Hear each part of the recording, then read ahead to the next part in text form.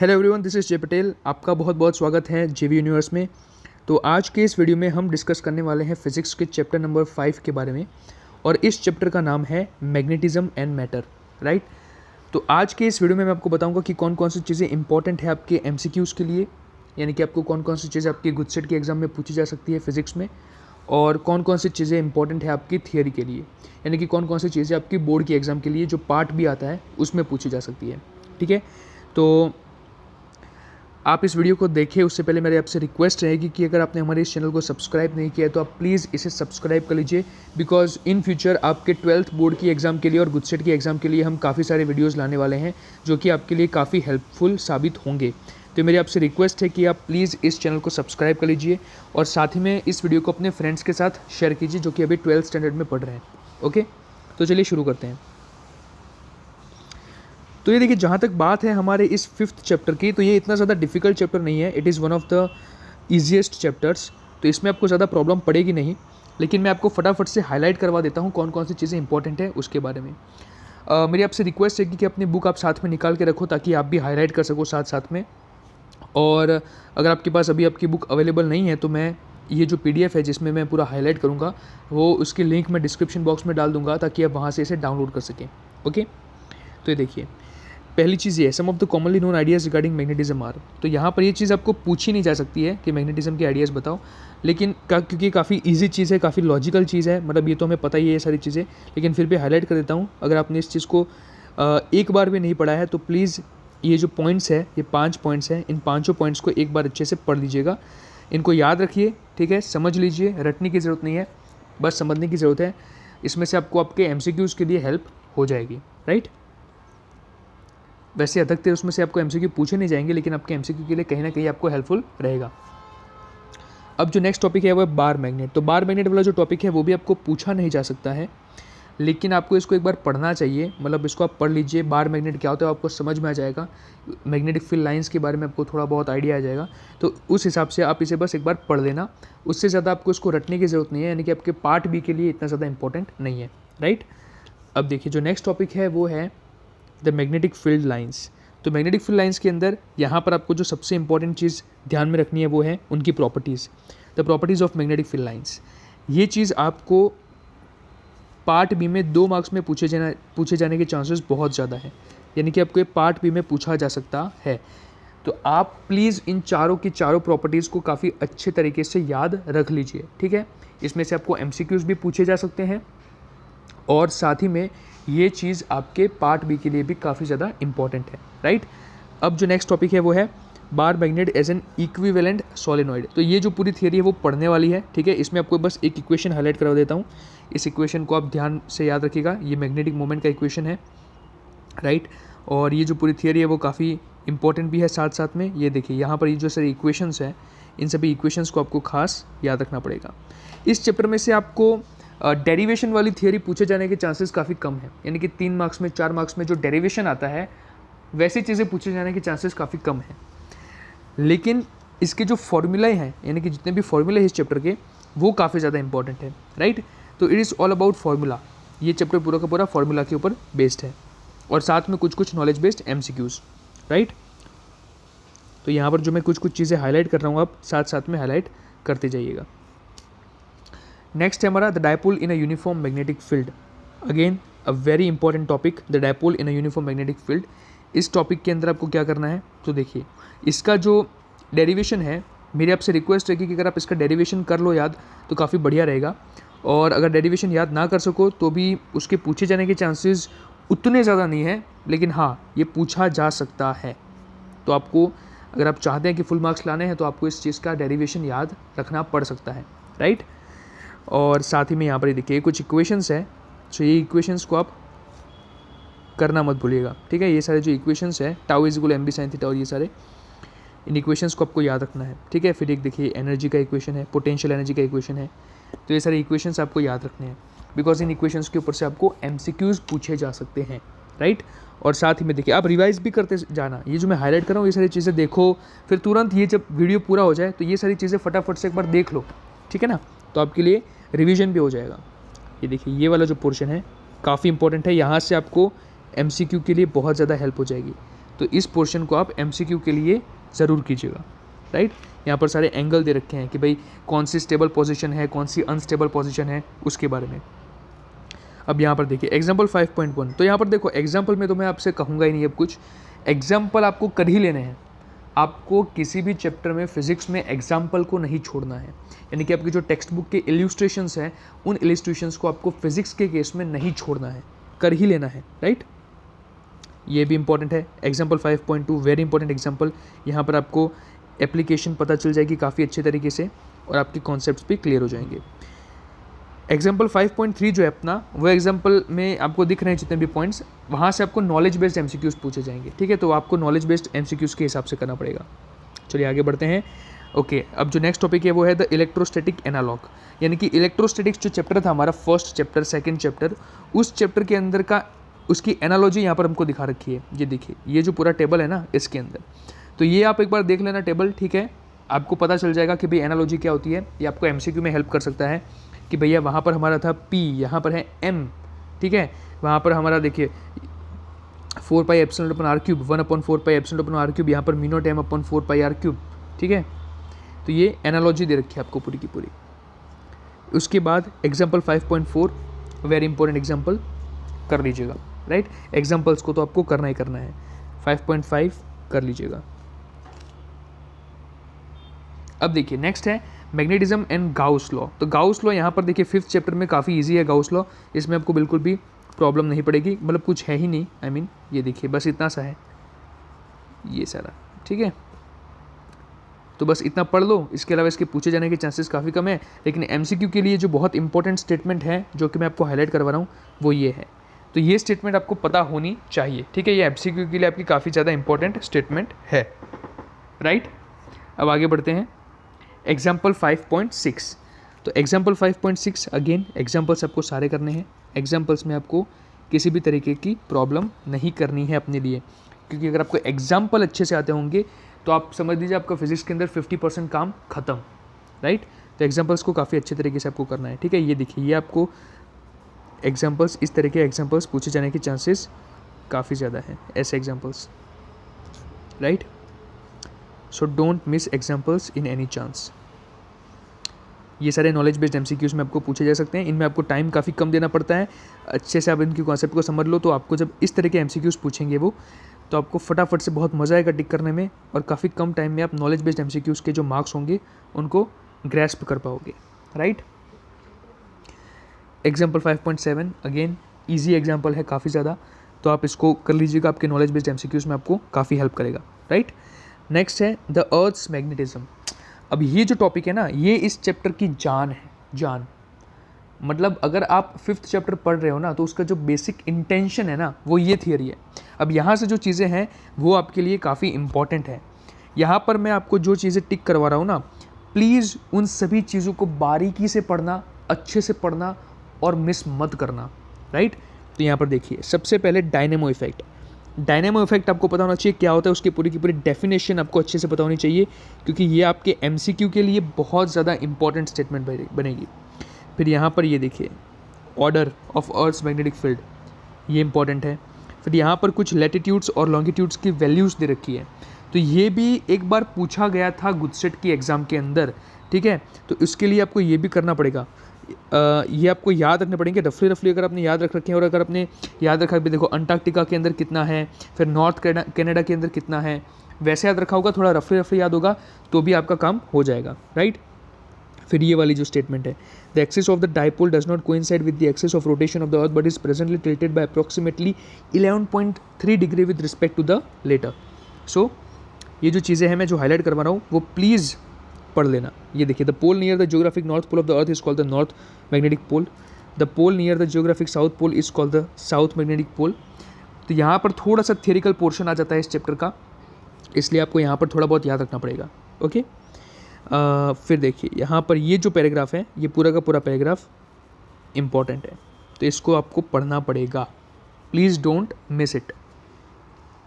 उसके बाद आ रहा है हमारा एग्जाम्पल 5.8, काफ़ी इजी एग्जाम्पल है और काफ़ी इंपॉर्टेंट भी, ठीक है। कैलकुलेशन थोड़ी कॉम्प्लेक्स हो सकती है, लेकिन आपको घबराने की ज़रूरत नहीं है, क्योंकि आपको कैलकुलेटर मिलता है तो आपके लिए कैलकुलेशन डिफिकल्ट नहीं होने वाली है, राइट। देखिए अब आया है magnetic declination and deep, very important topic guys. I would suggest कि भैया यहाँ पर ये जो पूरा पैराग्राफ दिख रहा है ना, यहाँ पर कुछ स्किप ही मत करना, सब कुछ पढ़ देना। ये थियरी के लिए इंपॉर्टेंट नहीं है। देखो गाइस, ये आपको पार्ट बी में शायद पूछे जाने के चांसेस बहुत कम है, मतलब शायद मतलब बहुत ही कम चांसेस है, लेकिन एमसीक्यू के लिए ये सारी चीज़ें इंपॉर्टेंट है और आपके कॉन्सेप्ट को क्लियर करने के लिए भी आपको इसे पढ़ना पड़ेगा, राइट। अच्छा ये देखिए, ये वाली चीज़ एमसीक्यू में पूछी गई है पहले, 0 degree 41 minutes east at Delhi, और ये वाला point 0 degree 58 minutes west at Mumbai. तो यहाँ से पूछ लिया था भैया कहाँ पर इतना होता है, दिल्ली में कितना होता है बताओ। तो इस तरह के एमसीक्यूज आपसे पूछे जा सकते हैं। फिर यहाँ पर deep angle, angle of deep inclination, इसकी डेफिनेशन आपको पता होनी चाहिए, और साथ ही में यहाँ पर ये वाला equation, right. So this equation is important, this relation is important, तो इस चीज़ को भी मिस मत करना। एग्जाम्पल 5.9 वेरी इंपॉर्टेंट एग्जाम्पल, यहाँ पर आपको डीप एंगल की एप्लीकेशन दे रखी है। तो ये आपको इस तरह के एमसीक्यूज, देखिए अगर कोई मुझसे पूछेगा भैया चैप्टर नंबर 5 में कौन सी वैरायटी के एमसीक्यूज सबसे ज़्यादा पूछे जाते हैं, तो मेरा आंसर एक ही रहेगा, इस तरह की वैरायटीज़ के। मैं लिख के दे रहा हूँ आपको कि आपको आपकी गुजसेट की एग्ज़ाम के अंदर इस वैरायटी का एमसीक्यू दिखेगा, मतलब दिखेगा ही दिखेगा। आप लिखवा लो मुझसे, ये एमसीक्यू आपको 100% इस तरह का एमसीक्यू आपको गुजसेट की एग्ज़ाम में दिखने वाला है, और साथ ही में आपकी बोर्ड की एग्ज़ाम के अंदर जो एमसीक्यूज आते हैं उसमें भी। और अगर आपकी किस्मत अच्छी हुई तो ये इजी से एमसीक्यूज आपको 2 मार्क्स में पार्ट बी में भी पूछ ले, फिर तो वो 2 मार्क्स आपके पक्के हैं, राइट। नेक्स्ट टॉपिक है हमारा मैग्नेटाइजेशन एंड मैग्नेटिक इंटेंसिटी। भैया यहाँ से जो है ना, मैं बता रहा हूँ, ये आपके नोट्स बनाने पड़ेंगे आपको यहाँ से। ये जो पूरा टॉपिक है ना मैग्नेटाइजेशन एंड मैग्नेटिक इंटेंसिटी का, इसके अंदर बहुत सारे फॉर्मूला है, पहली बात तो, ठीक है। एक देखो ये वाला फॉर्मूला हो गया, उसके साथ साथ मैग्नेटाइजेशन की जो आपको डेफिनेशन है वो पता होनी चाहिए, ठीक है, वो आपको इस पोर्शन में मिल जाएगी। उसके यूनिट्स के बारे में आपको पता होना चाहिए, उसका यूनिट आपको एमसीक्यू में पूछा जा सकता है, तो खास करके यूनिट मत छोड़ना, क्योंकि गुजसेट के एग्जाम में यूनिट काफ़ी पूछे जाते हैं, ठीक है। ये देखिए यहाँ से इक्वेशन स्टार्ट, ये इक्वेशन इंपॉर्टेंट है, ये इक्वेशन, ये इक्वेशन, ये इक्वेशन, इक्वेशंस के ऊपर इक्वेशंस आपको देखने को मिलेंगे, ये इक्वेशन, ये इक्वेशन, ठीक है। इसको क्या बोलते हैं, इट्स डायमेंशनलेस क्वांटिटी, ये आपको पता होना चाहिए। मैग्नेटिक ससेप्टिबिलिटी बोलते हैं इसको, ठीक है। फिर ये वाला इक्वेशन, ये पूरा का पूरा पोर्शन, ये इक्वेशंस, तो यहाँ पर इक्वेशंस का भंडार है। ये सारे के सारे इक्वेशंस आपके एमसीक्यू के लिए इम्पॉर्टेंट है, ठीक है। सारे के सारे एमसीक्यूज़ के लिए इम्पॉर्टेंट है, जितने भी इक्वेशंस आपको दिख रहे हैं वो, तो इन्हें प्लीज़ मिस मत करना, ओके। मैग्नेटिक इंटेंसिटी किसको बोलते हैं ये आपको पता होना चाहिए। ये डेफिनेशंस आपके सर ने आपको पढ़ाई रखी होगी सारी की सारी, लेकिन इनका रिवीजन बहुत इंपॉर्टेंट है। तो मेरी आपसे रिक्वेस्ट रहेगी कि आप हाईलाइट करते जाओ, और जब ये वीडियो ख़त्म हो जाए तो ये चीज़ जो है वो आप एक बार रिवाइज कर लो पूरा का पूरा चैप्टर, ठीक है। और ये काफ़ी कम टाइम लेता है रिवीजन करने में, इतना ज़्यादा है नहीं, ठीक है। एक और इम्पॉर्टेंट स्टेटमेंट है, ये देखिए, तो ये आप हाईलाइट करते जाइएगा अपनी टेक्स्ट बुक में और पढ़ लीजिएगा। अच्छा अब आगे बढ़ते हैं, एग्जाम्पल 5.10 इंपॉर्टेंट एग्जाम्पल। यहाँ पर आपके जितने भी कॉन्सेप्ट जो थे मैग्नेटाइजेशन एंड मैग्नेटिक इंटेंसिटी के जितने भी इक्वेशंस थे, उन सभी इक्वेशंस की जो एप्लीकेशन है वो एग्जाम्पल 5.10 में आपको देखने को मिल जाएगी। वहाँ ऊपर के इक्वेशन में एक इक्वेशन नहीं दे रखा है, वो आपको एग्जाम्पल में मिलेगा। इसलिए मैं कहता हूँ कि एग्जाम्पल्स को मिस मत करो। कुछ चीज़ें जो थियरी में नहीं दे रखी है वैसी चीज़ें भी आपको एग्जाम्पल में देखने को मिल जाएगी, और वो अगर पूछ ले तब आप सोचोगे कि भाई साहब ये तो थियरी में था ही नहीं, लेकिन भैया वैसी चीज़ें एग्जाम्पल में छिपी है, तो एग्जाम्पल को तो आपको करना ही पड़ेगा, राइट। यहाँ पर देखिए मैग्नेटाइजिंग करंट IM, तो मैग्नेटाइजिंग करंट जो है उसको फाइंड करने के लिए ये वाला फॉर्मूला यूज़ करना पड़ता है। तो ये सारी जो छोटी छोटी चीज़ें हैं ना guys, this things are hidden into the examples, इसीलिए एग्जाम्पल करने काफ़ी इंपॉर्टेंट है। चलिए आगे बढ़ते हैं। नेक्स्ट है हमारा मैग्नेटिक प्रॉपर्टीज़ ऑफ मटेरियल्स। तो अब यहाँ से थोड़ा सा थियरिकल पोर्शन स्टार्ट होगा, सो लेट्स बिगिन। अच्छा यहाँ पर ये जो टेबल है ना, ये टेबल प्लीज़ कर लेना, ठीक है। इस टेबल को याद रख लेना because it's a very important table. यहाँ पर डायामैग्नेटिक, पैरामैग्नेटिक और फेरोमैग्नेटिक के अंदर आपको ससेप्टिबिलिटी की <1 = 1 ये वाली पूरी रिलेशन दे रखी है, तो आप वो कर लेना। अब यहाँ से स्टार्ट होंगे आपके कुछ थियरिकल टॉपिक्स। इसमें पहला टॉपिक है आपका डायामैग्नेटिज्म, राइट। तो डायामैग्नेटिज्म की अगर बात करें, यहाँ पर ये जो पूरा का पूरा आपको ये भंडारा दिख रहा है ना डायामैग्नेटिज्म का, उसमें आपको मैं बता दूँ, देखिए पढ़ना पड़ेगा इसको, ये आपको थियरी में पूछा जा सकता है। डायमैग्नेटिज्म की बात करो या तो फिर पैरामैग्नेटिज्म की बात करो या तो फिर फेरोमैग्नेटिज्म की बात करो, ये तीनों की तीनों थियरीज़ काफ़ी इंपॉर्टेंट है और ये आपको पार्ट बी में पूछी जा सकती है 2 मार्क्स में या तो फिर 3 मार्क्स में, ठीक है। तो प्लीज़ इसे मिस मत करना। यहाँ पर मैं इसमें आपको ज़्यादा समझाने की मुझे ज़रूरत नहीं है, आपको बस इन टॉपिक्स को पढ़ना है, मतलब पढ़ना है। MCQ के लिए भी इंपॉर्टेंट है, कुछ इक्वेशंस हैं इनके अंदर, उन इक्वेशंस को आपको करना पड़ेगा, तो इन्हें आप मिस मत करना प्लीज़, ओके। पूरा का पूरा पढ़ना पड़ेगा, इसमें कुछ भी आप स्किप नहीं कर सकते। ये इंपॉर्टेंट है obviously because this 3 topics are very important. मेरा काम आपको ये बताना है कि कौन सी चीज़ इंपॉर्टेंट है आपके MCQ के लिए और थियरी के लिए, लेकिन कुछ चीज़ें ऐसी भी है जो कि दोनों तरीके से इंपॉर्टेंट है, राइट। अगर आपने इन सभी चीज़ों को अच्छे से पढ़ लिया, देखिए रटना मत, अभी मैं बता रहा हूँ डायमैग्नेटिज्म, फेरामैग्नेटिज्म, पैरामैग्नेटिज्म और फेरोमैग्नेटिज्म को आपको रटने की ज़रूरत नहीं है, लेकिन उनको समझो, इक्वेशंस को याद रखो, इक्वेशंस के ऊपर से प्रॉब्लम सॉल्व करो and then you are ready to go. उतना ज़्यादा हार्ड आपसे नहीं पूछा जाएगा। Example 5.11 again very important example. आगे बढ़ते हैं, ये सारा पोर्शन आपको एक बार रीड कर लेना है, ठीक है। और उसमें आपका ये यहाँ पर दिख नहीं रहा है हिस्टैरिसीस कर्व जो है वो एक्चुअली, लेकिन ये कर्व भी इंपॉर्टेंट है, इसके ऊपर से आपको MCQs पूछे जाएंगे, ठीक है। हिस्टैरिसीस का मतलब होता है लैगिंग बिहाइंड, ठीक है। तो ये वाला जो ये ग्राफ यहाँ पर दिख नहीं रहा है लेकिन आपके टेक्स्ट बुक में होगा, तो आप इसे मिस मत करना। इसमें से आपको MCQs दिखने को मिलेंगे, आपको MCQs 100% इस ग्राफ में से देखने को मिलेंगे, so don't miss this out. अब देखिए परमानेंट मैग्नेट्स एंड इलेक्ट्रोमैग्नेट्स के बारे में। तो परमानेंट मैग्नेट्स और इलेक्ट्रोमैग्नेट्स के बीच का आपको डिफरेंस पूछा जा सकता है कि भाई right 2 or 3 differences between permanent magnets and हमारा क्या है इलेक्ट्रोमैग्नेट्स, राइट। तो परमानेंट मैग्नेट्स और इलेक्ट्रोमैग्नेट्स के बीच में आपको डिफरेंस पूछा जा सकता है। साथ ही में कुछ मैं आपको इंपॉर्टेंट चीज़ें टिक करवा देता हूँ यहाँ पर, ठीक है। एक ये वाला पोर्शन,